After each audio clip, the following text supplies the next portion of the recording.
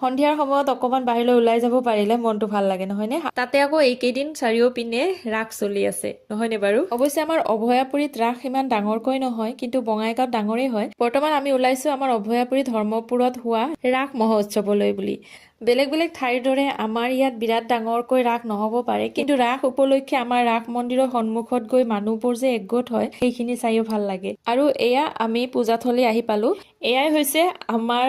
ইয়াৰে ৰাসৰ পৰিৱেশটো আমাৰ অভয়াপুৰীৰ ৰাস যিসকলে দেখা নাই তেওঁলোকক দেখুৱাবৰ কাৰণে মই এই সৰুকৈ ভিডিঅ'টো বনাইছিলো আৰু ৰাস চাবলৈ আহি প্ৰথমতে আমি ৰাস মন্দিৰত সোমাই ইয়াতে সেৱা ললো আৰু তাৰ পিছত আমি মূৰ্তিবোৰ চালো আৰু ইয়ালৈ আহি এটা বস্তু খুব ভাল লাগিল যিকেইখন দোকান ইয়াতে বহিছে সকলোৱে কেৱল জুবিন গাৰ্গ ডাঙৰীয়াৰ গীতেই লগাই থৈছে মূৰ্তিবোৰ চোৱা হোৱাৰ পিছত এইবাৰ আহিলো জুবিন গাৰ্গ ডাঙৰীয়াৰ ফটোৰ সন্মুখত সকলোৱে একগোট হৈ মায়াবিনী গীতটো গাইছে আমিও যোগদান কৰিলো আৰু তাৰে কেইটামান ক্লিপ মই আপোনালোকৰ বাবেও লৈ আহিলো মায়াবিনী ৰাতি বুকু দেখা পালো তোমাৰ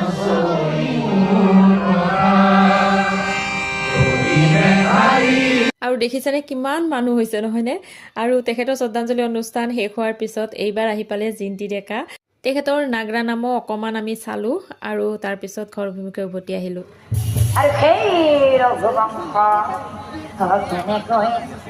গতিকে এয়াই হৈছে আমাৰ অভয়াপুৰী ধৰ্মপুৰৰ ৰাস মহোৎসৱ